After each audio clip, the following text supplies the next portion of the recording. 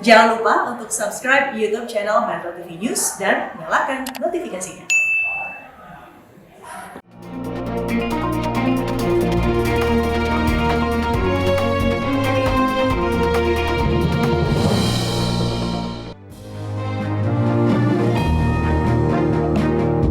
Selamat malam pemirsa, Anda menyaksikan Prime Talk, tajam mendalam bersama saya Afiani Malik.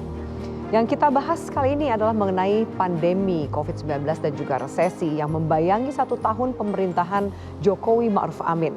Sejumlah program prioritas diarahkan untuk mengatasi dampak pandemi sekaligus memulihkan perekonomian. Anggaran 695 triliun digelontorkan untuk pemulihan ekonomi nasional. Di sisi lain, pengadaan vaksin dikejar sebelum tahun depan. Lalu mampukah pemerintah menjawab berbagai tantangan menuju masyarakat produktif dan juga aman dari COVID-19? Inilah Prime Talk spesial 1 tahun pemerintahan Jokowi Ma'ruf Amin, kendalikan pandemi, pulihkan ekonomi.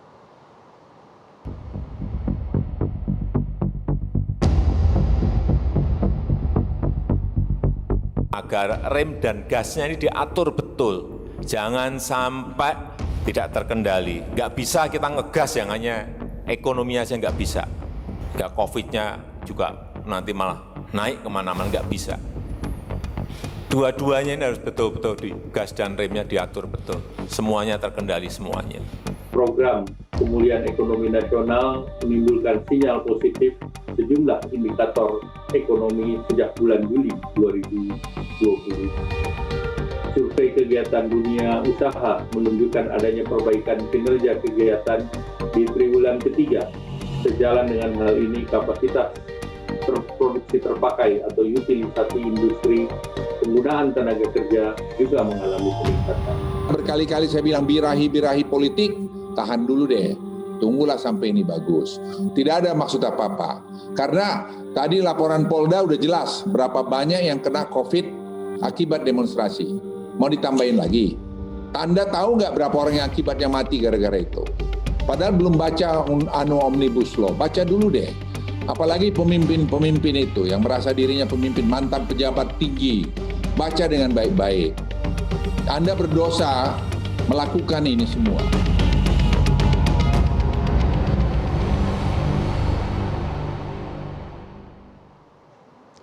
Dampak pandemi COVID-19 terhadap perekonomian yang kian meluas mendorong Presiden Joko Widodo untuk membentuk tim khusus yang bertugas menyelaraskan penanganan kesehatan dan ekonomi. Stimulus untuk memulihkan perekonomian juga digelontorkan meskipun sejumlah ekonom menilai upaya tersebut belum berjalan secara optimal.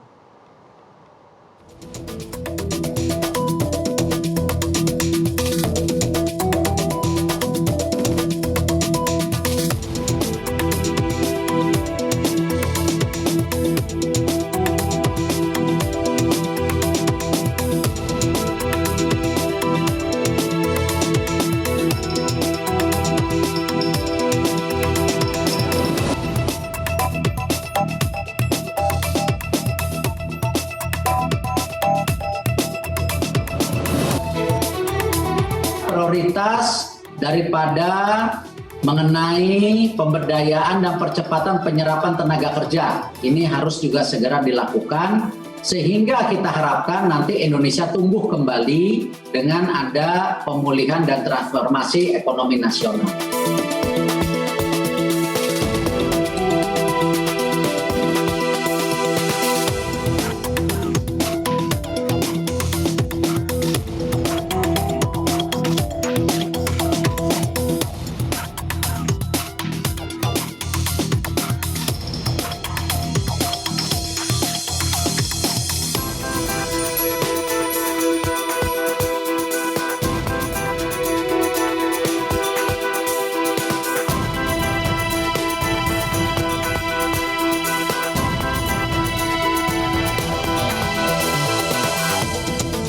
Penyerapan dari program PEN sangat akselerasinya luar biasa pada 2 bulan terakhir. Jadi dalam hal ini adalah suatu evolusi yang sangat positif dari respon seluruh kementerian, lembaga, dan bahkan pemerintah daerah.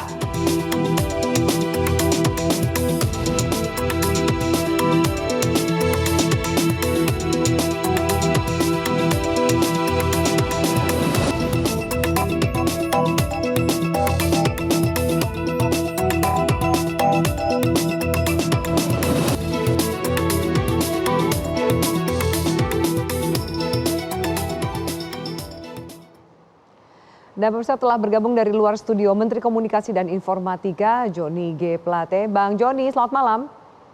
Selamat malam, Afi. Ya, Bang Johnny, nanti juga diskusi ini akan juga akan kita isi bersama narasumber yang lain. Sudah hadir nanti juru bicara Satgas Penanganan COVID-19, Profesor Wiku Adhisa Smito, dan juga Direktur Eksekutif Indikator Politik Indonesia, Burhanuddin Muhtadi. Saya akan ke Bang Johnny terlebih dahulu. Bicara soal agenda hari ini, 1 tahun pemerintahan Jokowi Ma'ruf Amin. Kita tahu sebagian besar dari pemerintahan 1 tahun ini diisi di masa-masa pandemi. Tapi kalau boleh saya tanya, yang sudah pencapaian apa yang bisa di-highlight dari 1 tahun pemerintahan Jokowi Ma'ruf Amin, Bang Johnny Plate? Ya, itu pertanyaannya gampang diucapkan, Afi, tapi begitu sulitnya untuk dijawab ya. Tetapi begini, untuk menjawabnya kita mesti lihat kaleidoskop dulu ya. Tidak terasa, Afi, hari ini sudah 1 tahun pemerintahan Pak Joko Widodo ya. Dilantik pidato kenegaraannya itu 20 Oktober 2019. Pada Januari 2020, tanggal 22 Januari 2020, Pak Jokowi itu langsung menyampaikan atau di DPR itu langsung menetapkan Omnibus Law ini sebagai prolegnas DPR.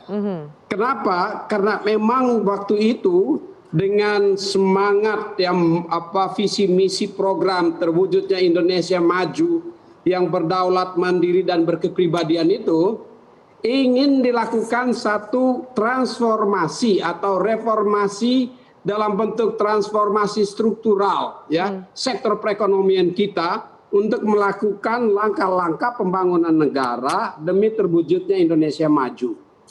Namun semangat itu ya baru 2 bulan, Oktober, November, Januari ya masuk bulan keempat atau akhir bulan ketiga, 5 Februari itu di Tiongkok, di Wuhan sudah ditemukan atau munculnya COVID-19. Iya.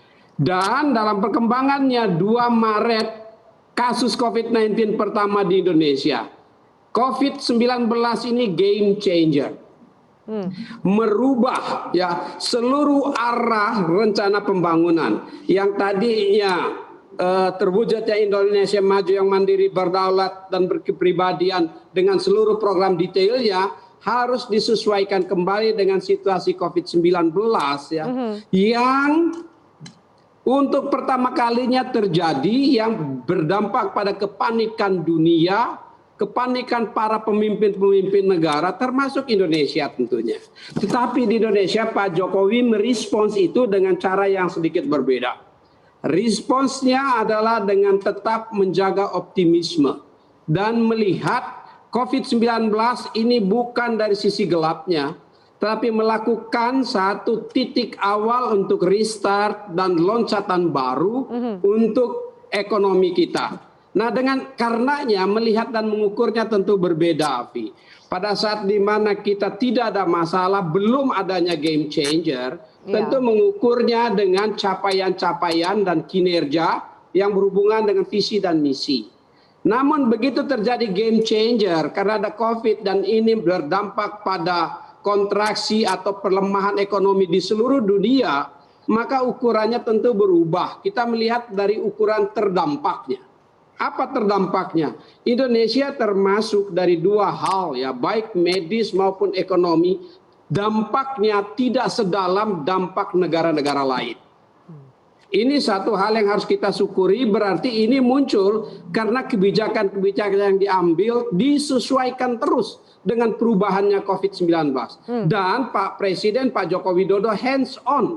Setiap hari mikirkan ini. Saya salah satu saksi mata lah yang mengikuti sidang-sidang kabinet bagaimana Pak Jokowi melihat.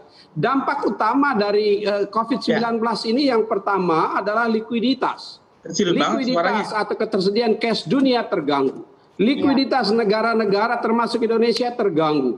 Likuiditas korporasi terganggu. Bahkan likuiditas rumah tangga atau ketersediaan dana cash rumah tangga terganggu.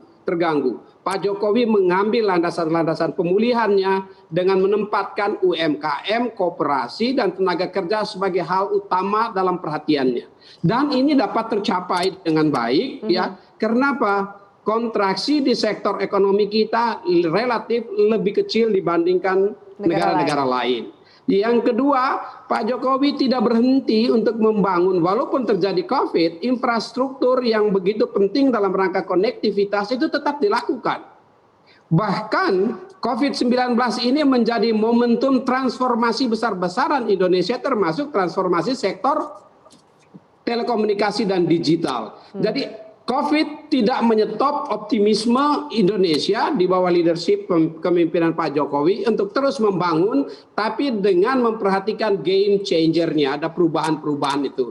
Itu barangkali yang bisa saya lihat. Dari sisi makroekonomi, Afi, ya, bisa saya lihat sebagai berikut. Ya. Yang terdampak betul itu di pertumbuhan ekonomi.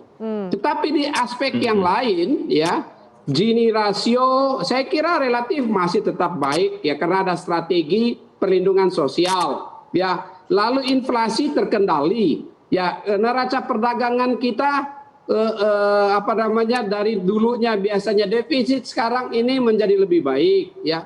Bahkan cadangan devisa nasional kita 9 bulan import atau 130 miliar dolar lebih.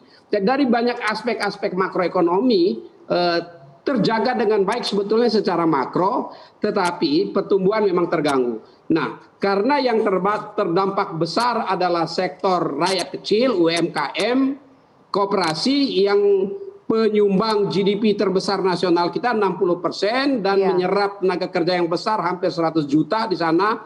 Pak Jokowi menetapkan perhatiannya justru ke sektor yang terdampak dan yang sangat rentan ini. Ya, secara umum barangkali ya, itu yang bisa saya lihat dari sisi ekonominya. Nah, sisi infrastrukturnya. Namun politik tentu berkembang dinamis gitu. Bang Joni, kita akan bahas, tadi Anda menjelaskan dari sisi ekonomi. Nanti juga akan kita bahas dari sisi penanganan pandemi COVID-19, dari aspek kesehatan. Dan juga akan kami hadirkan ada tingkat kepuasan dari masyarakat terhadap kinerja Presiden dan pemerintahan. Ada di angka berapa persenkah kepuasan masyarakat terhadap pemerintahan Jokowi Maruf Amin? Sesaat lagi. Tetaplah bersama kami di Prime Talk.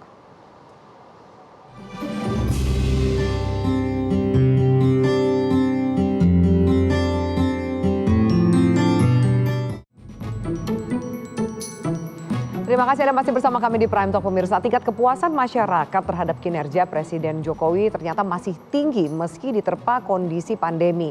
Kita lihat menurut survei Indikator Politik Indonesia, tingkat kepuasan publik terhadap Presiden mencapai 68,4%. Hasil survei Indikator Politik Indonesia yang dirilis pada 18 Oktober 2020 menunjukkan total responden yang puas dan sangat puas terhadap kinerja dari Presiden Jokowi sebesar 68,4%.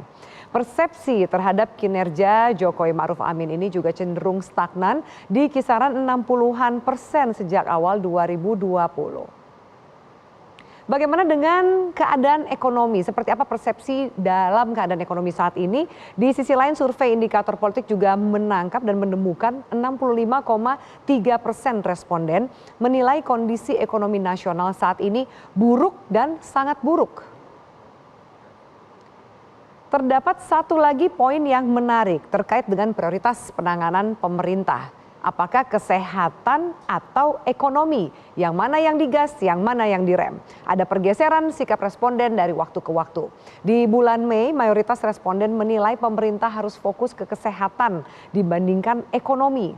Namun ternyata di bulan Juli, responden menilai pemerintah harus lebih memprioritaskan ekonomi. Dan di bulan September, responden kembali menilai pemerintah harus lebih memprioritaskan kesehatan. Jadi ada perkembangan di bulan-bulan tertentu yang mana yang responden menilai pemerintah harus lebih memprioritaskan antara kesehatan dan juga dari sisi ekonomi. Baik, untuk membahasnya saya akan sapa dari luar studio ada Direktur Eksekutif Indikator Politik Indonesia, Mas Burhanuddin Muhtadi. Selamat malam, Mas Burhan.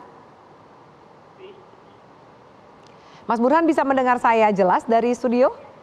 Ya, sangat jelas. Baik, Mas Burhan, nah tadi saya sempat membacakan hasil survei dari Indikator Politik Indonesia.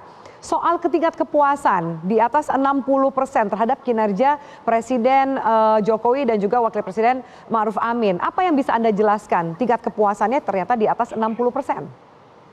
Ya, pertama pandemi secara umum belum berhasil menurunkan approval rating Presiden Jokowi. Jadi secara umum publik masih percaya terhadap beliau sebagai komandan utama dalam proses penanganan perang melawan COVID-19. Tetapi yang paling penting menurut saya bukan soal mengapa puasnya sedemikian besar, tetapi mengapa masyarakat masih kuat. Ya. Jadi pertanyaan itu yang sebagai political scientist itu menarik untuk kita bahas. Ya. Nah, pertama, kalau dikaitkan dengan kondisi ekonomi yang masih buruk, sebenarnya kalau kita lihat data tren, itu kan kita punya pertanyaan 4 kali survei sebelum survei terakhir yang kami rilis kemarin, yang kebetulan Pak Bang Joni hadir ya sebagai salah satu penanggap. Itu ada perubahan, meskipun sebagian besar masyarakat masih menganggap kondisi ekonomi buruk. Itu 66%, pendapatannya turun. Tetapi kalau dibanding bulan Mei, itu ada tren penurunan mereka yang menganggap kondisi ekonomi memburuk. Di bulan Mei, April itu 86%. Kemudian di bulan Juli turun jadi 77%. Jadi secara umum memang ada penurunan meskipun masih mayoritas yang mengatakan kondisi ekonomi buruk. Yang berikutnya yang saya menarik untuk kita bahas mengapa masih approve terhadap kinerja Pak Jokowi, yaitu soal kondisi ini kan bukan hanya di alam Indonesia. Ini kondisi global, dunia, di mana masyarakat juga tidak menyalahkan pemerintah. Kemudian yang menarik pula, kita tes melalui analisis regresi, salah satu penjelasan mengapa masyarakat masih puas itu adalah sikap partisan. Jadi kita punya banyak variabel penanganan COVID-19 misalnya, kemudian variabel ekonomi, variabel demografi, termasuk pilihan 2019. Nah ini yang menyebabkan approval rating Pak Jokowi stabil. Karena pendukung Pak Jokowi yang puas itu 80%. Itu tinggi sekali, lebih tinggi dibanding rata-rata nasional. Sementara pendukung Pak Prabowo, meskipun Pak Prabowo sudah masuk ke dalam pemerintahan, itu pendukungnya di 2019 cenderung tidak puas. Jadi ini yang menyebabkan relatif stabil, meskipun Pak Jokowi dihantam oleh isu pandemi. Dan terakhir ini penting juga saya catat, kelas menengah bawah itu cenderung puas. Nah salah satu penjelasannya, kita punya data dari survei lain, itu 3 survei yang kami lakukan tentang bansos dan korupsi, itu 50-an% survei kami itu menunjukkan masyarakat menerima bansos. Dan umumnya kelas menengah bawah. Jadi masyarakat kita itu bisa memahami kondisi sulit yang mereka hadapi sekarang, apalagi kondisi ekonomi kita kan kontraksinya cuma 5,3% di Q2 ya.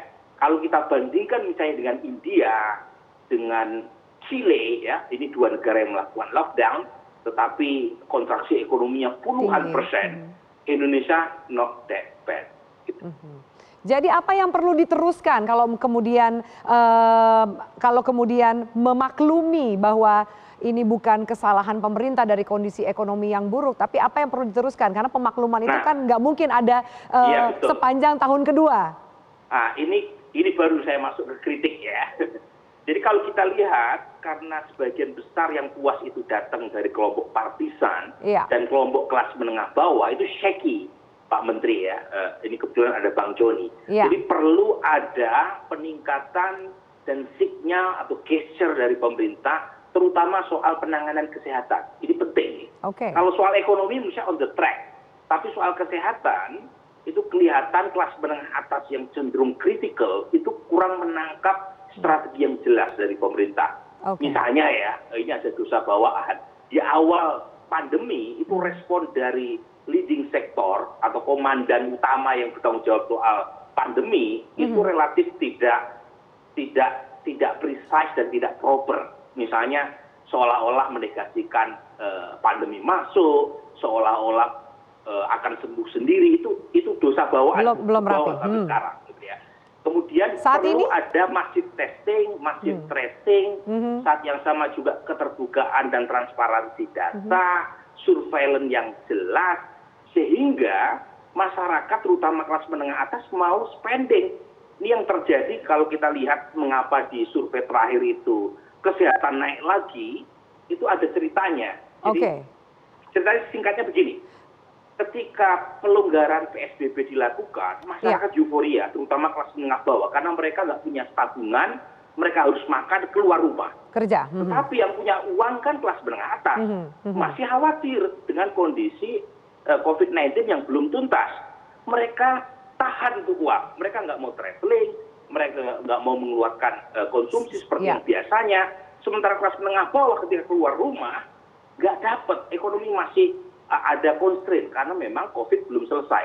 Nah, pada titik itu kesehatan kembali menjadi prioritas yang diharapkan publik agar pemerintah bisa selesaikan. Baik, bicara soal tadi, kritik pertama Anda terutama soal penanganan kesehatan. Langsung saya undang, sudah hadir di studio bersama saya juru bicara Satgas Penanganan COVID-19, Profesor Wiku Adhisa Smito. Prof. Wiku silahkan. Selamat malam, Prof. Wiku. Selamat malam. Kita menerapkan protokol kesehatan, jadi saya menggunakan masker untuk melakukan dialog ini sampai selesai. Baik. Prof. Wiku, baik. Tadi saya sudah bertanya soal perkembangan ekonomi yang dijelaskan oleh Bang Joni Plate. Situasinya bisa dikatakan Indonesia masih dalam kondisi yang terkendali dan lebih baik dibandingkan negara-negara lain yang terkena dampak pandemi. Soal kemudian tadi kritik survei yang dijelaskan oleh Mas Burhan dan juga salah satu kritiknya soal penanganan kesehatan. Kalau saya tanya Pak Wiku sebagai jubir Satgas Penanganan COVID-19, bagaimana situasi penanganan pandemi COVID-19 per hari ini secara garis besar dari kacamata kesehatan tentunya? Baik, terima kasih Mbak Afi pertanyaannya. Jadi sebenarnya kalau kita lihat sekarang, kita harus melihat dari kasus sejak pertama sampai dengan sekarang. Dan kalau kita lihat sebenarnya, kalau jumlah kasus memang naik terus, kalau kasus kumulatif. Karena kasus kumulatif itu nggak pernah bisa turun, kecuali kalau berhenti ya sudah sampai segitu. Mari kita melihatnya dari jumlah kasus aktif. Karena kasus aktif itu adalah orang-orang yang masih sakit. Dan itu harus kita sembuhkan, jangan sampai ada yang meninggal. Dan kalau kita lihat dari kasus aktifnya, dari waktu ke waktu turun terus. Dan pada hari ini, total kasus aktifnya ada 62.455, dan itu adalah 16,9%. Sedangkan kasus aktif dunia sekarang adalah 21,9%. Jadi sebenarnya posisi kita adalah di bawah dari dunia, dari kasus aktifnya. Rata-rata dunia. Dan itu turun terus sampai dengan sekarang. Sedangkan kasus kesembuhannya naik terus. Dan pada saat sekarang sudah 79,6%, padahal kasus sembuh dunia sekarang rata-rata 75,1%. Jadi posisi Indonesia sebenarnya baik. Begitu juga kalau kita lihat dari kasus meninggal, ini juga turun terus. Memang kita belum bisa lebih rendah dari rata-rata dunia, tapi trennya. Are we going there? Apakah kita akan mengarah ke sana soal meninggal dunia? Karena turun terus. Dan dengan protokol kesehatan yang makin baik, diagnosa yang lebih dini, sehingga kasus yang ditangani juga kasus yang ringan dan sedang, maka otomatis potensi kesembuhannya tinggi, kemungkinan kematiannya rendah. Jadi memang posisi Indonesia kalau dilihat itu tidak naik dalam konteksnya angka kematian, turun terus. Trennya. Dan kesembuhannya trennya naik terus. Bukan naik turun, naik terus. Saya akan ke Bang Joni Plate. Bang Joni Plate tadi ada penjelasan dari Pak Wiku bahwa sebenarnya penanganan pandemi COVID-19 dari angka kesembuhan di atas rata-rata dunia, kemudian juga yang perlu dikhawatirkan meskipun juga tren yang menurun adalah soal bagaimana kita mengendalikan angka meninggal dunia. Dan trennya sebenarnya adalah semakin menurun. Nah, lalu apa yang perlu dilakukan lebih jauh dari pihak pemerintah? Karena sebenarnya tadi sempat secara off-air saya berbicara dengan Pak Wiku, persoalan komunikasi, bagaimana menyampaikan message kepada masyarakat ini juga menjadi sorotan, mulai dari hoax soal corona dan sampai vaksin. Kita juga akan bahas vaksin setelah ini. Bagaimana catatan dari Bang Joni sendiri? Apa yang ternyata menjadi tantangan untuk berkomunikasi kepada masyarakat? Yang pertama dulu ya Afi ya, masalah kesehatan dan masalah ekonomi ini interdependen. Dia bukan memilih salah satu dari dua-dua itu, tetapi dia saling berkaitan. Makanya Pak Jokowi menyampaikan tagline besarnya adalah kesehatan pulih, ekonomi bangkit, dan pilihan-pilihan kebijakan detailnya mengikuti perkembangan epidemi COVID-19 di dalam negeri kita. Nah, dalam kaitan dengan itu ada pendekatan tadi disampaikan Pak Wiku ya, protokol kesehatan. Ini dibagi dua ini kegiatannya. Yang protokol kesehatan 3M itu aktivitas masyarakat. Ya, memakai masker, mencuci tangan, menjaga jarak, ini aktivitas masyarakat. Sedangkan ada satu lagi 3T, testing, tracking, dan treatment. Itu aktivitas kegiatan pemerintah. Nah, dua ini harus berjalan secara seimbang dan agresif tentunya. Nah, begitu dua ini dilakukan dengan benar, maka perlulah komunikasi publik yang tepat sesuai segmentasi masyarakatnya. Nah, komunikasi publik ini harus kita lihat ya. Di era sekarang komunikasi publik itu bukan komunikasi publik sentralistik seperti dulu di zaman Orde Baru. Komunikasi publik sekarang adalah komunikasi publik yang sesuai dengan amanat reformasi, yaitu desentralisasi, di mana sektor-sektor melakukan komunikasi publik sesuai bidang tugasnya. Seperti misalnya yang terkait dengan COVID-19, masalah kesehatan. Itu komunikasi publiknya ada di Pak Wiku dan ada di Departemen Kesehatan. Karena disitulah ahlinya. Lalu masalah ekonomi ada di Kementerian Menko Perekonomian, dan masalah PEN ada di Menko BUMN sebagai ketua pelaksana PEN. Jadi memang distribusi kewenangan komunikasi dilakukan sesuai sektor masing-masing. Nah, Kominfo saya tentu di sini membantu mendorong akselerasinya. Nah, seperti contoh Undang-Undang Cipta Kerja yang banyak dikritik misalnya sekalian karena ini ada hubungannya. Komunikasi publik Undang-Undang Cipta Kerja tentu leading sektornya ada di Menko Perekonomian. Ya, dan Menkominfo sekarang begitu dia masalah ikut mengambil bagian sebagai kebijakan pemerintah untuk membantu. Berbeda sedikit dengan komunikasi vaksin. Komunikasi vaksin memang sudah dibicarakan sebelumnya antara KPCPEN dengan Kominfo untuk melakukan orkestrasi. Jadi apa yang disampaikan Bapak Presiden hari ini memang mendorong agar komunikasi itu tepat sehingga penanganan COVID-19 ini bukan saja kegiatan pemerintah dalam 3T, testing, tracking, dan treatment, tapi dia juga menjadi kegiatan masyarakat untuk melaksanakan memakai masker, menjaga jarak, dan mencuci tangan. Kalau ini dilakukan, maka kita bisa mengendalikan epidemi COVID-19 ini di dalam negeri kita. Baik. Bang Joni, tadi kita sudah bicara soal vaksin, kita akan bahas berikutnya. Ini juga banyak hoaxnya Pak Wiku soal vaksin dan juga bagaimana komunikasinya antara keamanan dan juga kehalalan. Sesaat lagi.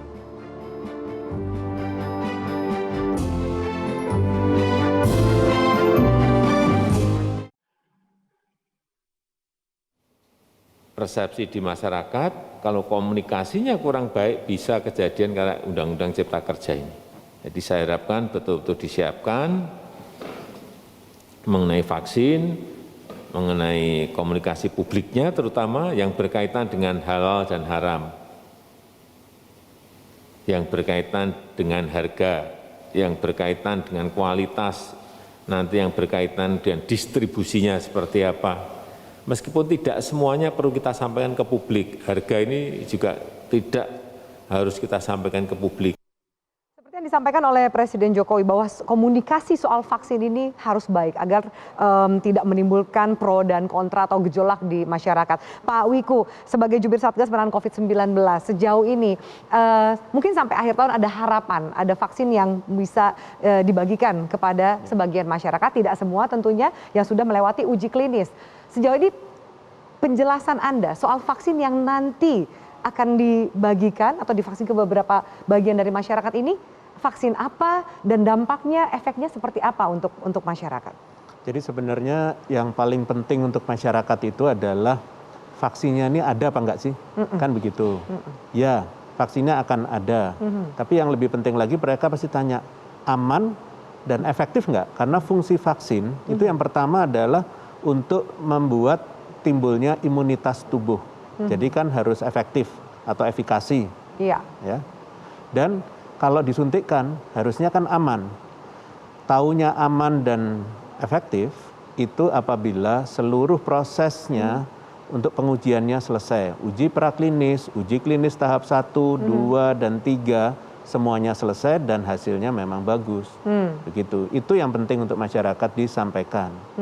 Ada sebagian masyarakat yang akan menerima, sebagian masyarakat yang belum. Bagaimana? Siapa yang berhak menerima terlebih dahulu di tahap pertama ini? Ya, pasti karena pengadaan vaksin ini di dunia dilakukan oleh banyak negara, semua negara juga perlu vaksin. Jadi kita pasti datangnya bertahap. Siapakah yang akan mendapatkan dulu? Adalah kelompok masyarakat yang paling berisiko. Siapakah mereka yang paling berisiko? Adalah tenaga kesehatan. Karena tenaga kesehatan yang selalu setiap hari pasti berhadapan dengan pasien COVID. Itu yang harus dilindungi. Dan juga adalah petugas lainnya yang menjalankan pelayanan publik karena mereka berinteraksi. Jadi begitu. Jadi bertahap. Tapi semuanya pasti nanti akan dapat sesuai dengan schedule datangnya vaksin. Begitu. Apa tantangan untuk menjelaskan ke masyarakat ketika Presiden mengatakan komunikasi, terutama komunikasi ke publik soal vaksin ini harus baik, apa challenge-nya? Sebelum saya tanya ke Bang Joni, karena bagian hoax-nya pasti Bang Joni bisa menjelaskan lebih jauh. Tapi dari Satgas sendiri? Dari Satgas, pertama adalah kita memastikan kalau semua informasinya, data dan informasinya sudah jelas, valid, baru kita sampaikan kepada masyarakat. Kalau belum, jangan dulu. Jadi memang bertahap, kan semuanya bertahap. Tetapi masyarakat perlu diedukasi. Apa itu vaksin, bagaimana proses bekerjanya, kenapa kok kita harus dikasih vaksin. Itu masyarakatnya harus tahu. Dan itu proses. Jadi informasi yang clear, sederhana untuk bisa dipahami, itu yang paling penting. Oke. Disiapkan terlebih dahulu sebelum dibagikan informasi itu ke publik. Baik, saya akan tanya ke Bang Joni. Bang Joni, sebagai Menteri Komunikasi dan Informatika, Anda biasa bergelut dengan banyak hoax. Kali ini mungkin spesifik hoax soal vaksin, apakah sudah banyak beredar? Dan biasanya seperti apa bentuk hoax mengenai vaksin ini? Dan bagaimana cara menangkalnya? Jadi begini Afi ya, karena hoax ini tergantung juga. Yang pertama perlu jelas juga bagi masyarakat. Sesuai arahan Pak Presiden itu pasti ya, terkait dengan vaksinasi ini harus menjadi diskursus publik. Nanti harus dibicarakan oleh masyarakat, harus terbuka, harus ada diseminasi yang betul-betul terarah ya. Karena ini terdiri dari dua bagian. Bagian yang pertama yaitu pengadaan vaksin. Ya, bagaimana mengadakan supaya vaksin tersedia, baik itu melalui import maupun diproduksi di dalam negeri. Ya, dengan hasil laboratorium macam-macam itu yang disebutkan Sinovac, Sinopharm, AstraZeneca dan seterusnya itu menjadi tugas di KPCPEN Pak Erik ya dalam pengadaan. Makanya Pak Erik kemana-mana memastikan supaya tersedianya vaksin di dalam negeri. Yang kedua yang terkait dengan vaksinasi itu sendiri. Ya, bagaimana melakukan vaksinasi, inilah Departemen Kesehatan, Kementerian Kesehatan dan gugus tugas. Ini dua nanti yang akan berjalan bersama-sama di dalam komunikasi publik supaya masyarakat tidak bingung dan tahu persis. Nah, untuk saat ini sebelum dilakukannya proses ini dengan baik di ruang digital sudah muncul itu hoax dan disinformasi, lucu-lucu bentuknya. Boleh kita tahu kurang lebih apa? Sudah jelas sebetulnya barang ini salah gitu ya, tapi masih aja dipercaya. Misalnya satu diantaranya Pak Luhut, Menko Marinvest kita itu ke Tiongkok. Nah, ke Tiongkoknya itu dalam rangka untuk melakukan evaluasi proses di sana ya dalam rangka pengadaan vaksinnya. Judulnya apa? Pak Luhut jemput vaksin COVID-19 ke Tiongkok dengan niat musnahkan pribumi. Wah, ini ngaco ini salah besar. Hal-hal seperti begini ini salah besar ini. Ya. Lalu ada juga misalnya MUI yang saat ini sedang bekerja bersama-sama dengan tim ya untuk memastikan kehalalan dari nanti vaksin. Sertifikat kehalalan vaksin itu malah ditulis di hoaxnya itu MUI larang gunakan vaksin COVID-19 asal Tiongkok. Nah, ini nggak ada semua, ini nggak bener ini, tapi muncul ya. Ada juga yang bilang seperti ini vaksin misalnya ya.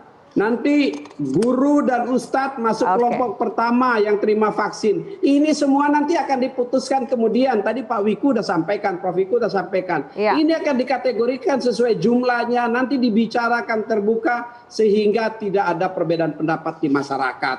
Vaksin ini harus masyarakat paham betul. Ya, sehingga nanti proses vaksinasinya bisa lancar. Baik, Bapak-Bapak saya harus jeda, ini semakin menarik. Kita masih ada satu segmen untuk pembahasan lebih jauh. Tetaplah bersama kami di Prime Talk.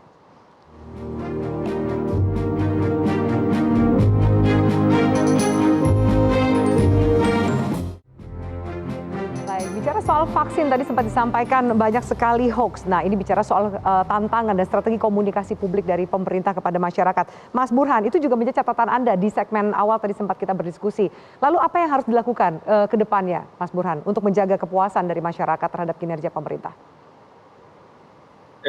Apa yang disampaikan oleh Presiden Jokowi itu harus menjadi bottom line. Jadi soal komunikasi ini menjadi penting, kadang-kadang lebih penting ketimbang kerja teknokratiknya itu sendiri. Jadi kalau misalnya dari survei elit yang pernah kami lakukan, narasumbernya Gusmus, kemudian rektor-rektor gitu ya, itu menarik itu. Jadi kalau kita lihat evaluasi mereka, kalau pemerintah pusat itu terlalu banyak corong komunikasi yang seringkali berbeda pendapat satu sama lain. Misalnya soal mudik lebaran. Itu terjadi miskomunikasi antar elit di pemerintah pusat. Sementara mengapa pemerintah daerah itu cenderung approval-nya lebih tinggi ketimbang pemerintah pusat dalam soal komunikasi COVID? Karena memang mataharinya tunggal. Jadi ini mungkin salah satu fungsi Pak Profesor Wiku ditunjuk kan begitu ya. Jadi supaya ada koordinasi yang lebih jelas, tidak satu sama lain menegasi. Itu satu. Yang kedua, memang soal komunikasi itu ada message, ada messenger. Jadi soal message itu kadang lebih penting ketimbang messenger. Atau sebaliknya, kalau misalnya message-nya bagus, kontennya bagus, tetapi disampaikan oleh orang yang tidak kredibel, itu tentu tidak akan sampai juga menimbulkan persoalan. pesannya. Baik. Betul. Baik, terima kasih Mas Burhan, itu dua catatan dari Anda soal komunikasi publik. Bang Joni, menghadapi hoax mengenai vaksin ini, satu sisi kita berharap vaksin ini bisa membantu pemulihan kesehatan di Indonesia. Tapi apa yang bisa Anda sampaikan kepada masyarakat? Yang pasti bahwa terkait COVID, terkait vaksinasi ini akan menjadi pembicaraan masyarakat. Dari masyarakat, oleh masyarakat, untuk masyarakat. Pemerintah membuka ruang channel komunikasinya. Ini komunikasi masyarakat. Dengan apa? Dengan seluruh tokoh-tokoh yang kompeten di situ sesuai bidangnya. Yang perlu saya tambahkan sedikit, Afi, Bapak Presiden, Pak Jokowi itu perhatikan betul secara serius, sungguh-sungguh, siang dan malam mengurusi COVID-19 ini. Karena ini titik penting ya untuk kita bergerak melakukan lompatan baru dalam rangka reformasi struktural perekonomian nasional kita. Bereskan COVID-nya ini. Terima kasih banyak Bang Joni Plate, tadi closing statement Anda. Dan saya terakhir ke Pak Wiku, soal vaksin, bagaimana menjamin meskipun ada vaksin, protokol kesehatan tetap dijalankan oleh masyarakat? Jadi melihat vaksin itu adalah hope, harapan ke depan. Bagus itu untuk meningkatkan imunitas kita juga karena harapan positif. Tapi jangan lupa protokol kesehatan itu kita tetap harus mengamankan diri. Pakai masker, jaga jarak, cuci tangan.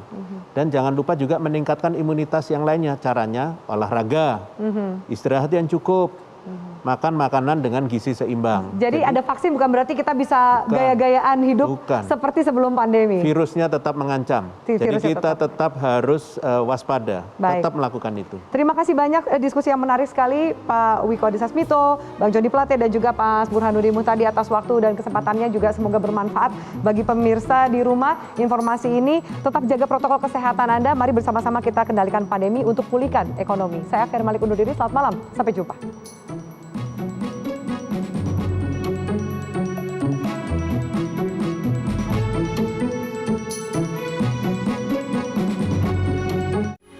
Metro TV, knowledge to elevate.